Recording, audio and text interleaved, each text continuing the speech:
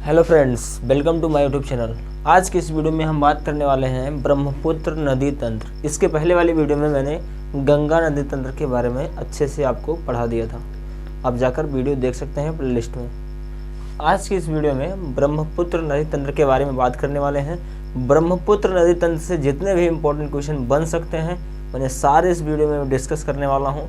एक भी क्वेश्चन नहीं छूटने वाला है। यदि ब्रह्मपुत्र नदी से कोई क्वेश्चन बनता है कंपटीशन एग्जाम में, तब याद रखना आप गूगल कर सकते हैं। वन लाइनर क्वेश्चन जितने भी वन लाइनर क्वेश्चन एक दिवसीय एग्जाम में पूछे जाते हैं, चाहे यूपी पुलिस हो, दिल्ली पुलिस, CRPF हो, IDVP, कोई भी एग्जाम हो, वन दिवसीय एग्जाम, वनडे एग्जाम होता है। सारे क्वेश्चन लगभग ब्रह्मपुत्र नदी से अगर बनते हैं तो इसी के इर्द गिर्द घूमते रहते हैं। तो वीडियो लास्ट तक देखना। वीडियो देखने के बाद आप क्वेश्चन देख सकते हैं, कोई इससे बाहर नहीं छूटने वाला है।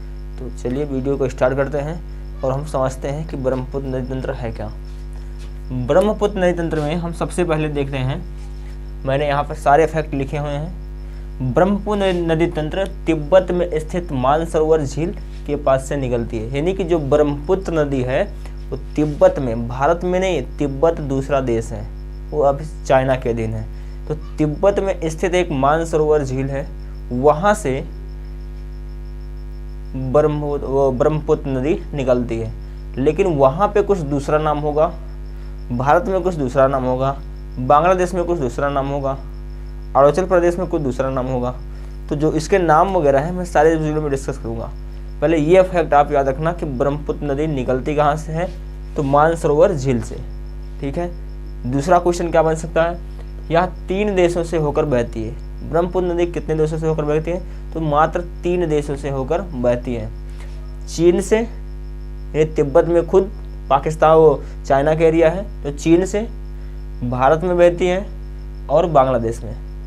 3 देशों से होकर बहती है। नेक्स्ट है, कुल लंबाई कितनी है अब पूरी टोटल, मतलब मानसरोवर झील से लेकर बांग्लादेश तक पूरी टोटल लंबाई कितनी है, तो 2900 किलोमीटर है। ठीक है, इसे आप याद रखना, 2900 किलोमीटर। और भारत में इसकी कुल लंबाई कितनी है, जो भारत है अपना, अरुणाचल प्रदेश से ही स्टार्ट होती है ब्रह्मपुत्र नदी। अरुणाचल प्रदेश से भारत में प्रवेश करती है, अरुणाचल प्रदेश, असम, बांग्लादेश। ठीक है। तो भारत में जो कुल लंबाई है 916 किलोमीटर है। मतलब बांग्लादेश को छोड़कर और चीन को छोड़कर, तो भारत में जहाँ से स्टार्ट करती है, प्रवेश करती है, वहाँ से जहाँ तक जाती है उसकी टोटल लंबाई 916 किलोमीटर है। टोटल लंबाई कितनी है ब्रह्मपुत्र नदी की, तो 2900 किलोमीटर। नेक्स्ट, अन्य नाम जो इसके हैं, तिब्बत में इसे क्या कहते हैं, यारलुंग सांगपो कहते हैं। यारलुंग सांगपो याद रखना। तिब्बत में जहाँ से निकलती है मानसरोवर झील से, वहाँ से इसका नाम यारलुंग सांगपो होता है। अरुणाचल प्रदेश में जहाँ से भारत में प्रवेश करती है, वहाँ पे इसका नाम दिहांग होता है। ये क्वेश्चन आप बहुत इंपॉर्टेंट समझना इसको, ये क्वेश्चन बहुत पूछा जाता है एग्जाम में। क्वेश्चन यही से बनता ही है एग्जैक्ट, यहीं से, कि उसका नाम वहाँ पे क्या होता है, वहाँ पे क्या होता है, भारत में किस देश से, किस राज्य से प्रवेश करती है, तो ये सब क्वेश्चन पूछता है। तो तिब्बत में यारलुंग सांगपो से, अरुणाचल प्रदेश में दिहांग से, मतलब अरुणाचल प्रदेश में दिहांग नदी इसे बोलते हैं, किसको, ब्रह्मपुत्र नदी को, और तिब्बत में यारलुंग सांगपो बोलते हैं। असम में क्या बोलते हैं, ब्रह्मपुत्र बोलते हैं, असम में ब्रह्मपुत्र बोलते हैं। और बांग्लादेश में इसी ब्रह्मपुत्र नदी को जमुना कहा जाता है, यमुना नहीं, जमुना याद रखना इसे, जमुना। एक बार फिर से इसे रिपीट कर लेना। तिब्बत में यारलुंग सांगपो, अरुणाचल प्रदेश में दिहांग, असम में ब्रह्मपुत्र, और अपना वो बांग्लादेश में जमुना के नाम से जाना जाता है। अगला क्वेश्चन यहाँ पे मैंने लिखा है, ब्रह्मपुत्र भारत की सबसे चौड़ी नदी है। भारत की सबसे चौड़ी नदी जो है वो ब्रह्मपुत्र है। नेक्स्ट यहाँ पे, माजुली द्वीप और दुनिया का सबसे बड़ा द्वीप है। यानी माजुली द्वीप जो है दुनिया का सबसे बड़ा द्वीप है, जो कहाँ स्थित है, तो आंसर है ब्रह्मपुत्र नदी पर है। कहाँ पर स्थित है, असम में है। इसे भी आप याद रखना, असम में स्थित है ब्रह्मपुत्र माजुली द्वीप। ठीक है।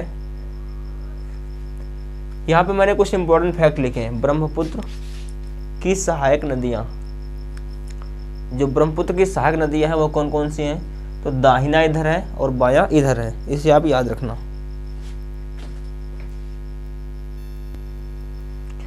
दाहिने पर कौन कौन सी नदियां हैं, दाहिने पर है तीस्ता, सुवनसिरी, मानस और है संकोश। फिर से तीस्ता, सुवनसिरी, मानस और संकोश, ये है ब्रह्मपुत्र नदी के दाहिने साइड में। कौन सी नदी, सहायक नदियां, यानी जो सहायता करती हैं बहने में, उसे सहायक नदियां बोलते हैं। ब्रह्मपुत्र नदी के दाहिने साइड से इतनी नदियां आकर मिलती हैं, एक साथ नहीं मिलती, अलग अलग जगह पर मिलती हैं।